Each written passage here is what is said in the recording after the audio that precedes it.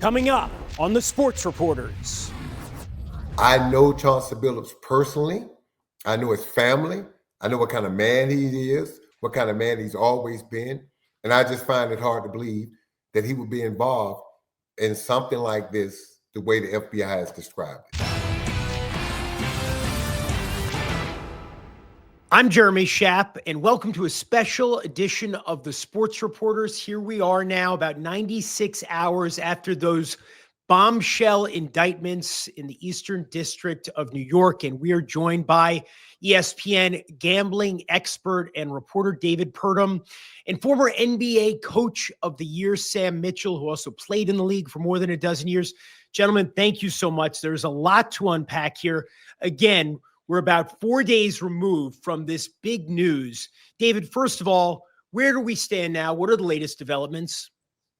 Well, today the NBA sent out a memo to all 30 teams saying they are reassessing their measures on sports betting, seeing what they need to do in order to monitor this better, what they need to do in terms of communicating with regulators on what kind of bets are more risky than others, and what they can do to help players kind of combat the harassment that they've been receiving from bettors as well. So the NBA, like you said, is 4 days past one of the biggest bombshells they've ever faced, and they're reassessing things. Look, Sam, nobody's been around the league. Very few have been around the league longer than you. As a player, as a coach, as a commentator, when you heard this news on Thursday, as we all did, what went through your mind? Shocked, first of all. Disbelief. I got to hear more. I got to see more. I need to see the evidence. I'm just going to be transparent. I've coached Damon Jones when I was assistant coach in Milwaukee, and I played with Chauncey Billups. He's a dear friend of mine to this day. I love him. I see what he's been accused of. I don't dive too deep into the details with all this stuff because I don't get into the headlines of it. And I know Chauncey Billups personally. I know his family. I know what kind of man he is, what kind of man he's always been. And I just find it hard to believe that he would be involved in something like this the way the FBI has described it.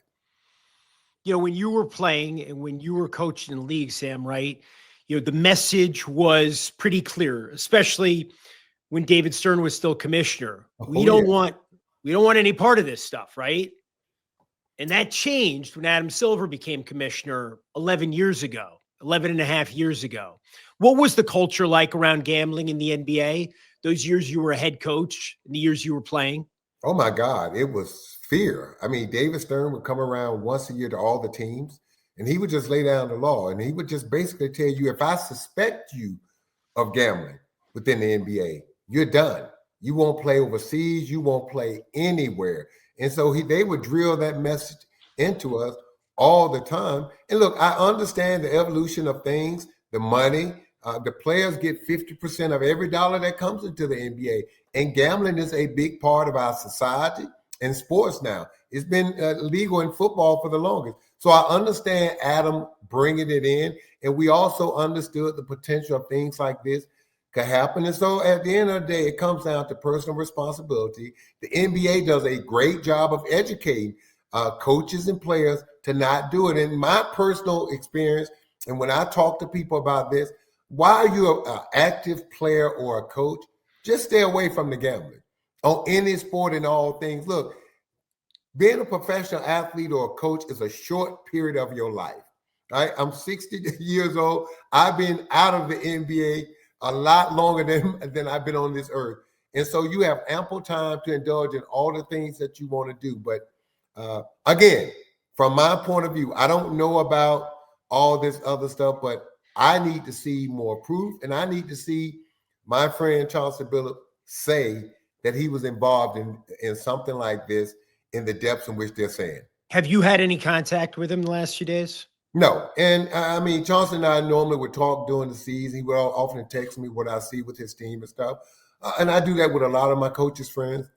I would not call him during this time.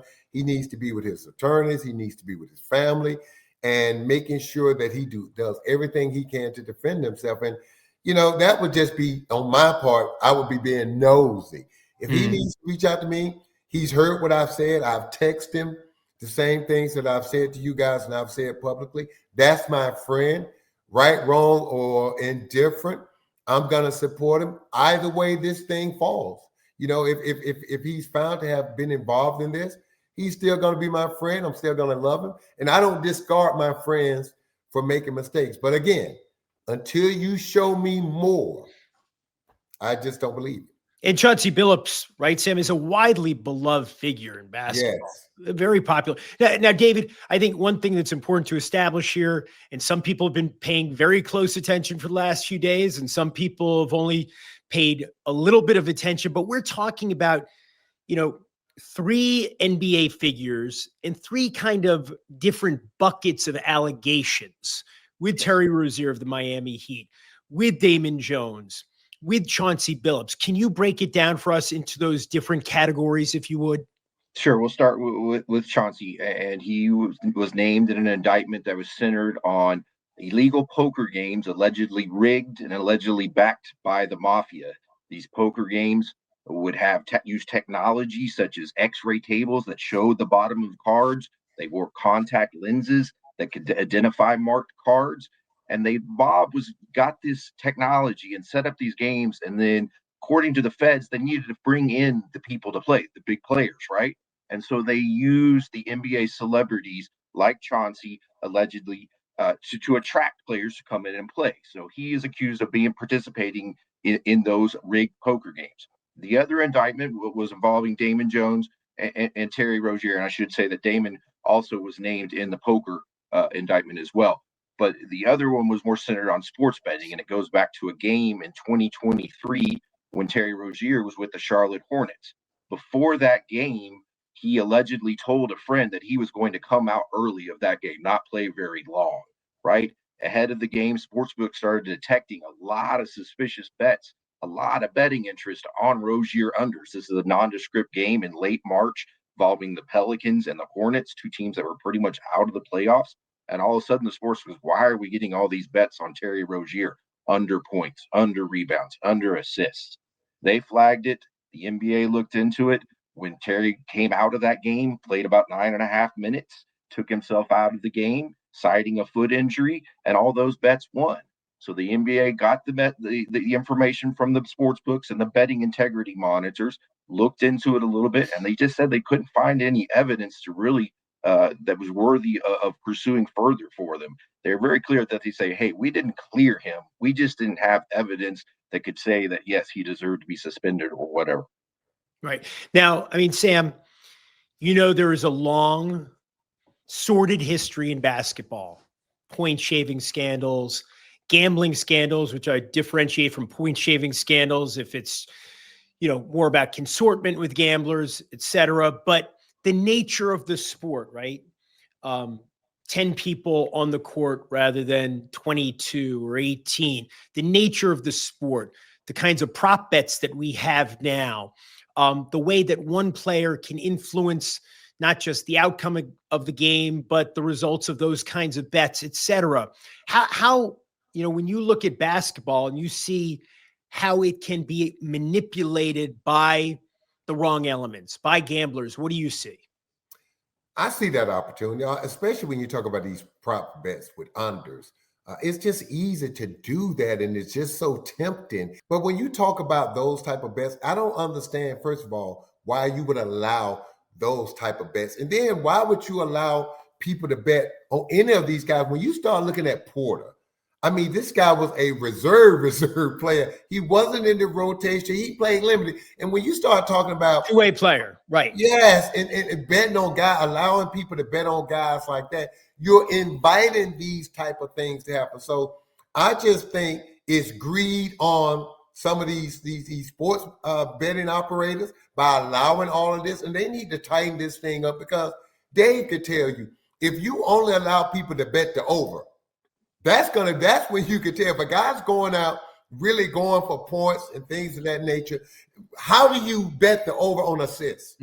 Because I mean, you got to create an atmosphere to where these things are not allowed, and they've made it too easy, in my opinion, with these under bets and allowing all of these players to be I bet on. And now with Porter, right, David, those unders on two-way players at least are not allowed, right? That's correct. With the league partners, sports books that are partners with the league, the NBA went to them after the Jonte Porter scandal and said, "Hey, let's not take under bets on two-way players or contracts." Now, there's a lot of different ways to bet these days, right? You can do prediction markets, you can do daily fantasy, and those don't have the same relationship with the NBA. So you can still find ways to do it. It's just not as easy. Yeah, David, when, Adam Silver goes on the Pat McAfee show, right? Mhm. And he talks about, we got to find a way to kind of rein in the prop bets. What levers does the NBA have to make that actually happen? Not many levers at all. They do have rights, and some state regulators will allow them to come in and say, we do not want these type of bets, and let them make their case for that to go through. They can also communicate with their sports books. They're partners with a bunch of sports book and really kind of, push them a little bit to do that. I would say that the one thing that they could look at, instead of just banning these prop bets at all, keeping the betting limits down low, right? If you're going to bet on a low level player or a nondescript game, you can't get $1,000 on these, players and these unders. Let's keep those bets down to, hey, $25. Reduce the incentive to try to manipulate things. And I think the better way to do that, instead of just banning them all, is just to keep the limits a little bit lower on these type of things, and kind of, like I said, reduce the incentive to try to manipulate anything. Now, look, the big picture, right, guys, is that this is the law of the land now. Since 2018, in the Supreme Court decision, sports wagering is up to the states. They want it, they can have it. 38 states have it. Not like the old days where it was just Nevada and horse racing, right? And dog racing, right? So this is the reality. The NBA embraced it early, the NFL embraced it late, but everybody's embraced it, and they see the way they can make money from these partnerships, how they can have an official role in it. But the big picture, at least from the NBA with Adam Silver, was always, this is going to actually be good for integrity. It's all going to be out there in the open. Yes. Right? We're going to be able to detect suspicious betting patterns. But where we are now, a few years into this, not experiment, but this new reality, do you think, Sam, he was right? Or do you think there's just so much betting now and it's so widely available, it's so accessible that you're just going to have more problems, whether or not you're able to detect them or they remain hidden? I think the NBA got it right. I think Adam is right when he said this. Think about it. Look at the players that have been investigated. Look at some of the charges that have been levied. Look at being able to catch a young guy, a two-way player a couple years ago like Porter. All right. Players have to understand all this stuff is math. And they understand the people who bet, they have records on people who bet. They know who their gamblers are. And if all of a sudden Sam Mitchell, who never bets, all of a sudden start betting, thousands of dollars on something, they're going to flag me. They're going to investigate me. They need to know where my money is coming from. And then that money always has a trail. And I tell players this all the time. There is no way to get around this. That money has a trail, and that money is going to get paid out to somebody. They are going to catch you because to me, in my knowledge, in my understanding, for the sports gambling to work, they need to know all these things. I used to gamble in Vegas back in the day, and you can stop a pit boss at any time and say, how much am I up or down? And he could tell you to the exact penny. This stuff is a science. And so my advice to players and coaches while you are currently playing, I don't entertain conversations of betting with anyone. If someone bring up that conversation to me, I shut it down. My advice would be, while you are an active player or coach or involved in the NBA, like I am, just don't do it. It's just not worth it. David? Yeah, I completely agree with that point. I'll add that you hear a lot of people say, well, the NBA has partnerships with all these sports books. They're making partners with these sports books. And that is true. But the choice they had was the legalization of sports betting. We can either participate in this revenue and still endure the scandals, the inevitable scandals that were going to happen, or say, you know what, we don't want this revenue. and still endure the scandals that are going to happen. These scandals are not happening because they have partnerships with the sports books. The sports books are catching them. Now, I'll add, it's time for the sports books and the sports betting industry to go a step further. Okay, great job detecting this. Great job notifying this. Now, how can we reduce the opportunities that are presented to manipulate games? And is that whether we reduce the betting menus to reduce some of the, get rid of some of the prop bets that are very vulnerable? Or is that what we do with the betting limits, where we reduce them to such a small amount that it's just not worth to try? But something else, and Commissioner Silver and the team, the league minimum today, kind of discussed that, saying, hey, we need to take another step past here, going forward, and really try to help prevent this stuff from happening. I agree with you, David. Think about in the past, if these things were happening, you could suspect all you want to. You didn't have any proof. Yep. Now, when people go place these bets, it is going to be it's going to be registered, and there's going to be a record of it. Who made those bets? How much? Why? Where did that money come from? And where is it going to be paid out to? So there's a money trail, and I agree with David. There needs to be more done, but by allowing betting into sports, we now see these things. These things couldn't have been caught 20 years ago if they were happening. You could suspect it, but how would you catch it? And that was always the argument, right? From Adam Silver. This is going to help us. It's not going to, we're not going to need the same kinds of breaks that occasionally law enforcement would get, you know, whether it was the Arizona State scandal back in 1994, et cetera. You could go back in history, Boston College, the Connie Hawkins, and go back further to, you know, Ralph Beard in the early 50s and Sherman White. So it's working. You're saying, David, you know, in that respect, you know, the allegations anyway against Terry Rozier, they've only come to light because of the transparency we have now? Yeah, if this were to have taken place at an offshore sports book or at the local bookmaker down, you know, at the bowling alley, well, they're not going to open up their books and call the feds and say, hey, I'm running this illegal operation and this guy tried to, you know, place all these bets. Looks pretty suspicious. They're not going to do that. But the legal market, and there are regulations and stipulations that make sure that the sports books have to report this kind of things to it. So, and that way it is working. Now, are we producing these betting menus that are so big and vast and allow us to bet so much money on obscure things and obscure players? Are we almost incentivizing them to try to attempt these type of things? I hope not, but I fear that might be part of the case. And there's a lot here. I'm sorry, Sam, go ahead. I was just saying, with these allegations and things that are happening right now, and the focus is on this, I would be shocked going forward in any near time future that we have anything like this before. I would think guys would be afraid today. Look at the money that players are making now, that they're generating. We got players making $70 million are going to be a Come year. on, Sam. You know that for some guys, enough is never enough, right? Hey, I understand that, but I know one thing. Enough may not be enough, but zero is nothing. And that's what you are risking to do that. And guys, you can't. That's why I find it hard to believe. If you're telling me Chauncey Billups sat down with underworld figures, and they talked about a scheme of x-ray tables and x-ray. First of all, do you know how much money that type of stuff costs? I can only imagine.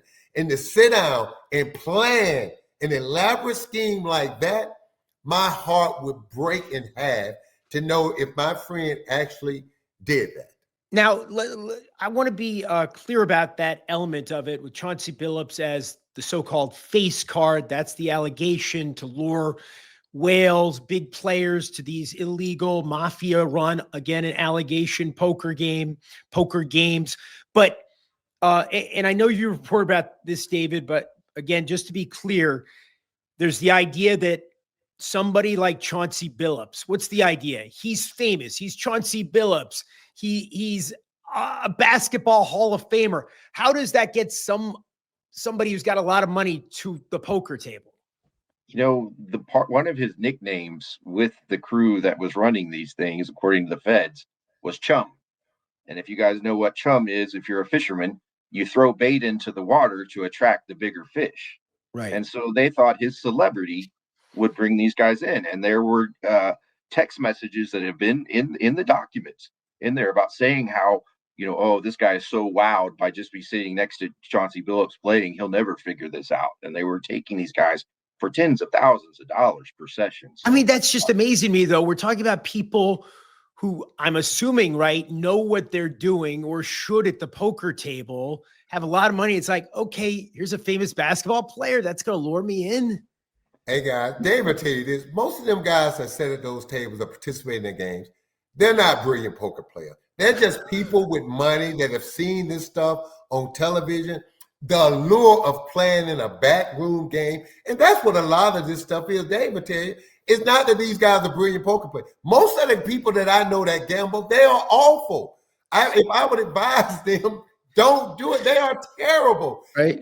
To gamble at that level, if you're spending that money, they're doing it because they have time and money. It's not because they're good at it. And so, but the allure of doing something that's slightly, that you shouldn't be doing, that you can get caught. And then let's face it, a lot of these guys with money, they don't want to go sit at a poker table in Vegas where people are taking pictures, standing out there watching, seeing their bad habits.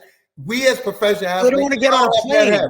They're we in don't New want York. that stuff on display. Yeah, or they're in the Hamptons or they're in New York. They don't want to get on a plane or drive up to Foxwoods or down to Atlantic City, right? I don't even know what the limits are on those tables. I have no idea. I know nothing about. I like my money. Gambling. I work too hard for my money to go gamble. I don't gamble, so.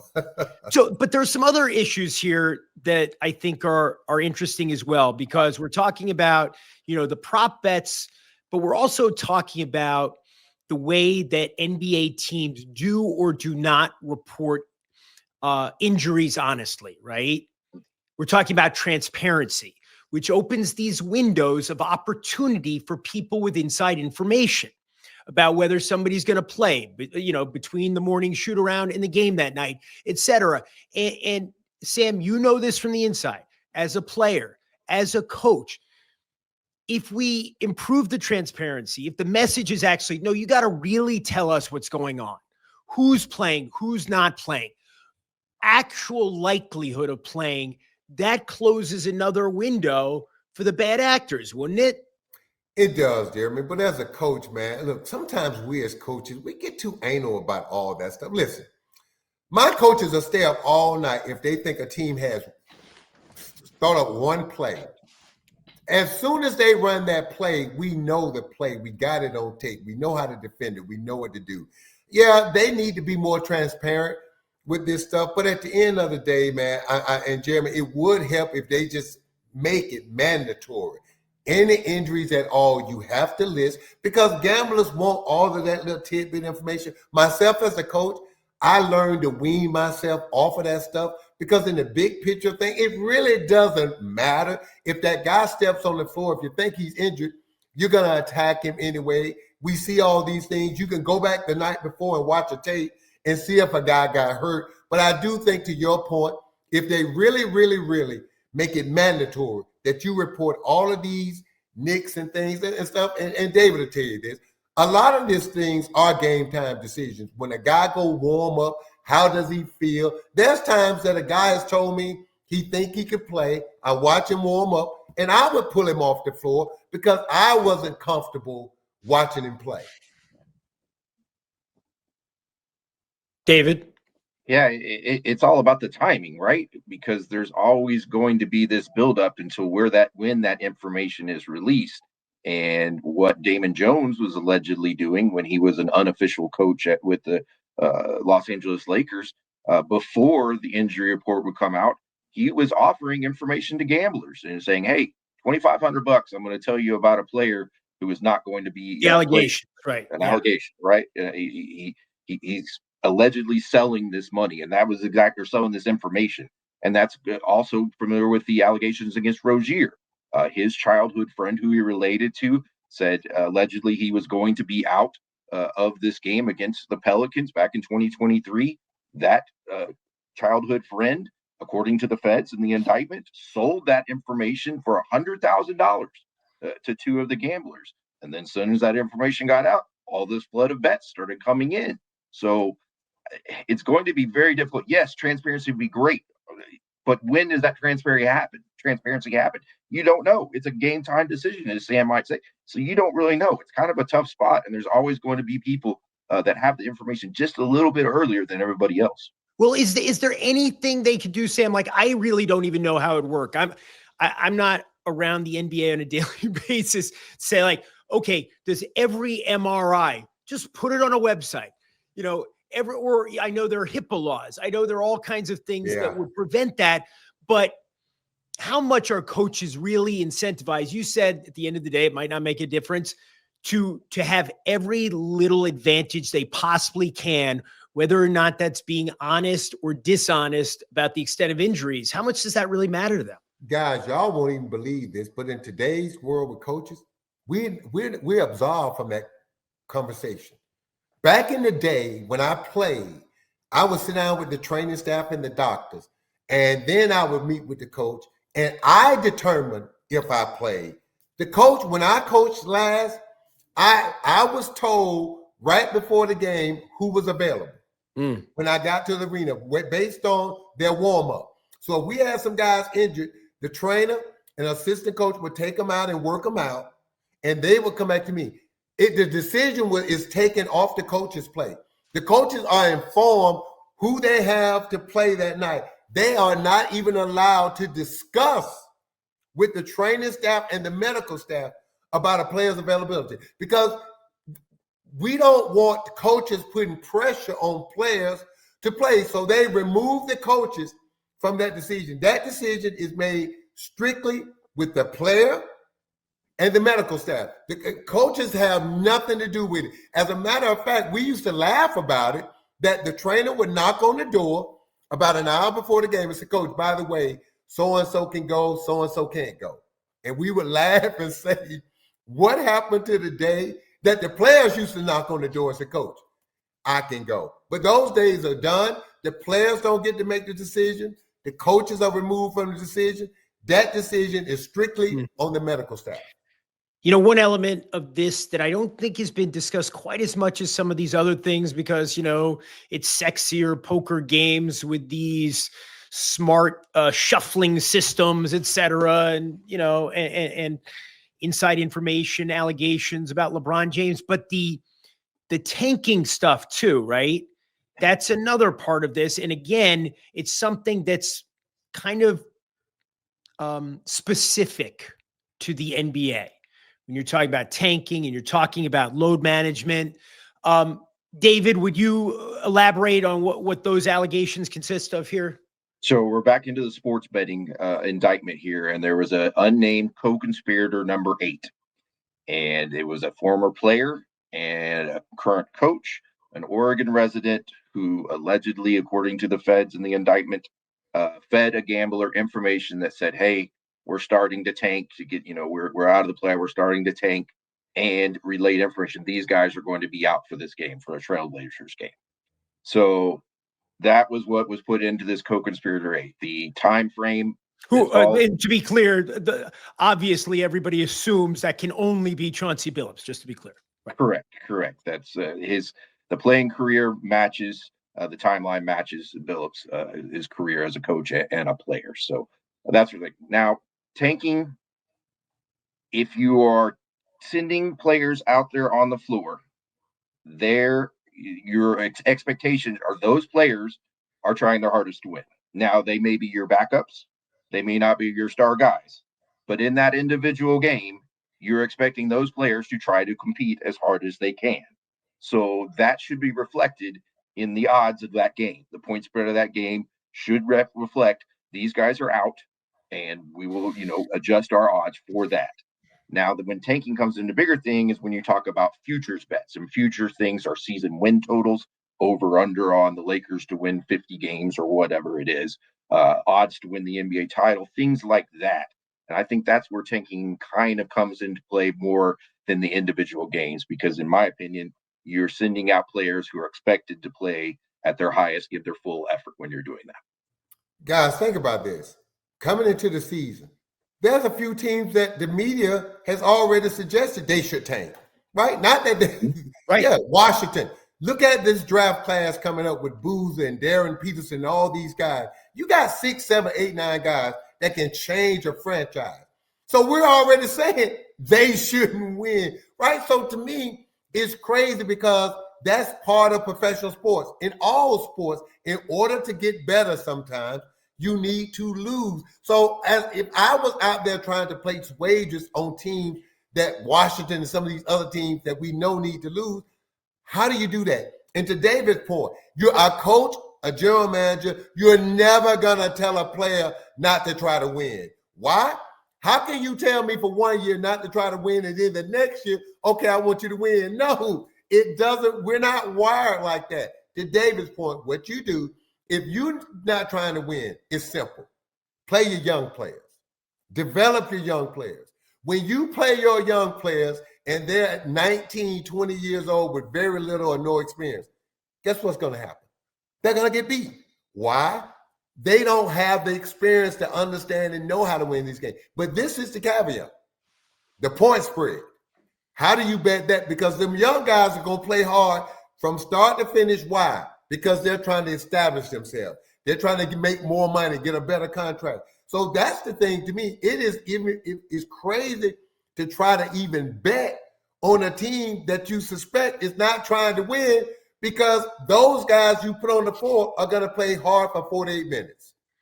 Which brings us back to the idea of why prop bets are so attractive in a way, because, you know, you've got the spreads, which are supposed to even everything out, right? The lines. And again, the prop bets, what percentage of the overall handle do they represent? What do we think, David?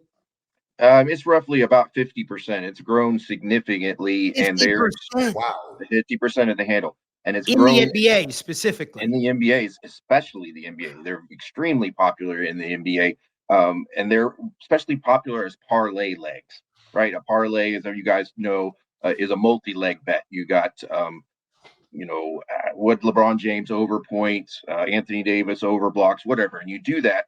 And that's what people really like to do. So they'll put all these guys into a parlay, and that escalates the payout, right? I mean, you only have to bet $10, and now you've got a 7-leg parlay that pays $5,000 or whatever. And the prop bets are extremely popular in that. And so that is a concern for me too, when you are allowing these to escalate the payouts on these things for small amounts. Well, so David, how do they stop that then? Because to your point, if I can wager $10, $20 and put these different type of bets in place and win 4,000 or 5,000, I'm going to always want to do that. Sports, the bettors are going to love those bets. So how do they regulate that, or how do they stop that? Yeah, I think you have to put a ban on including player props in parlays. So those people that are trying to circumvent the low limits to get these escalated payouts, you just can't put those in parlays. Instead, you have to put the side, a point spread and a winner and an over under in the total points. That's one avenue. Now, we're telling businesses right now that we're going to tell you you can't charge that much for your product, right? Because that's what they're doing. They're selling this bet. And we're saying, nope, you can only charge people $5. You can't charge them if they want to bet $10,000. You can't do that. I don't think that sports books are really eager. Any business would be really eager for someone to tell them to do that. So it's natural for them to push back, and they have been.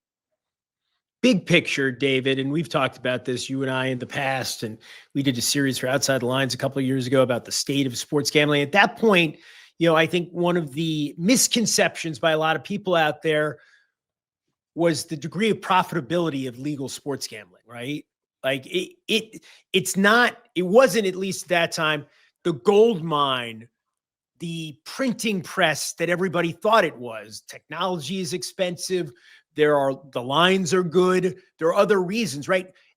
If you would assess the state of the industry right now, and I'm talking specifically legal sports wagering, how would you describe it? Well, you're exactly right. Sports betting, for the long time when it was in Las Vegas, the casinos looked at it as an amenity, right? This is something that we're going to have this big gaudy sports book. We're going to attract people in, and hopefully their wives go play the slot machines that have a lot larger hold, a lot larger profit margin. Now, when we've gone to legal sports betting nationwide, for the first years, it was all about customer acquisition. These guys spent money after money after money trying to get as many people on their site as they can. And there's two giants, FanDuel, DraftKings. Those are the two biggest. Everybody else is far, far behind. And so that customer acquisition battle was expensive. And a lot of them didn't reach profitability or until just now. Now, if we get larger and they start to contract where we only have a couple operators, you will start to see the profits come in a lot larger. States are noticing that, though. However, tax rates on sports betting gone way up. They're over 50% in tax rate in New York, for example. Illinois is also approaching that level. So regulators are seeing that these sports books are making money and they're wanting their cut. Sam, if you were still coaching in the league, right, and you had a player who did something that was kind of suspicious, I don't even know exactly where I'm going with this, but we live in a world now where you've got these crazy opportunities to make these prop bets, and any player up and down the roster can affect the outcomes of those kinds of wagers. You know, what kind of attention would you be paying to what's going on in that respect? Well, first of all, Jeremy, the conversation I would have with my team start the season, sitting them down, is, look, understand something. If you're a minimum player and you're on a 14-man roster, not a two-way deal, with the minimum salary, if you play 10 years, just hang around, be on the team, you're going to make between $30 and $50 million. Now let that resonate. There is nobody out there gambling, or no other entity that you can make that amount of money. I don't care how much you bet, you can't bet enough to make that kind of money. No one can offer you enough money to blow that chance away. And I would tell them, anybody approach you, any question about gambling on any level, whether it's nonchalant, whether it's joking, shut it down. This is your livelihood. This is what you sign. This is not going away, to David's point. It's too much money involved. Plus, you guys get 50 cents of every dollar that comes into the NBA. That's why you're able to be on the back end of a roster for 10 years and make $50 million. So that's the conversation I would have with them. And if I ever thought I saw anything that gave me any idea to pause or question that player, I would pull them in my office, put that tape on, and show them, because they need to understand all eyes are on this. You can't get away with this stuff. It's too many camera angles. It's too many microphones that pick up every conversation. And if for anyone to do this on their cell phone with text messages, I remember one thing, guys, from the movies. The old mafia guys in the 40s and 50s. The one thing they didn't do was what? Talk on the phone.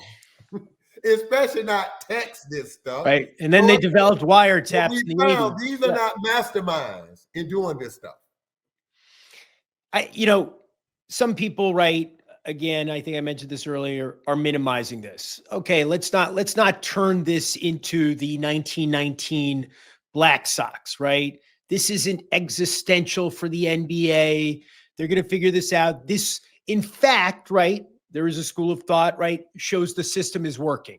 We're getting to the bottom of this, right? David, do you think of this, and I mean by this, not these specific indictments, but where all this is trending, as an existential problem for the NBA or a nuisance? No, not an existential problem anyway. We'll go back to Tim Donaghy, 2007, 2 decades ago. NBA admits to betting on games he officiated. That's bigger scandal to me than that. And look, here we are 2 decades ago. Franchises, all-time high value. Everybody, the league is still very popular. I do think trust will be shaken here. People will rightfully go, am I watching legitimate action out there? But they're going to move on. Basketball will remain popular, and they'll go forward. I had a question from a major news outlet the other day, mainstream, they're not a sports outlet, and they asked, aren't we just clutching our pearls here? And to that, my answer was no. I do not think we are just clutching. I do think we should be upset, concerned, because sports is a huge part of our fabric of society. American society, we love our sports. Our kids love our sports. And I think that we have to do everything we can to fight back against these criminal elements, because there is a way that gambling and sports can coexist in a legal environment, but we have to combat the bad actors, and I hope we are. I agree, man. What David said, he's right, and I think it comes down to personal responsibility. But I also agree with David. It is working by having gambling. Again, 20 years ago, we wouldn't have known. We could have suspected it. We could have watched the guy, but you can't tell me if my foot really is not hurting. You can't tell me if I didn't tweak my back. You just can't tell me 20 years ago you had no idea. But now you know by looking at the algorithms, the betting, the things that they have in place. And so my advice to anyone out there trying to do this, look at what has happened. There is no way you can do it because, again, the people who put this system in place were the gamblers. They thought about all this legal ways and stuff. People need to understand that the people that help monitor casinos from people stealing from them are the people that used to steal from them, that was very good at it. And guess what happened? The reason they work at the casino because they got caught. They didn't get away with it and turn themselves in and say, look how much money I stole from you guys. Now give me a job. Sam Mitchell, former NBA Coach of the Year. David Purdum, ESPN gaming industry reporter. Guys, this has been extremely enlightening. Thank you for making the time for the Sports Reporters. Thank you. Thank you.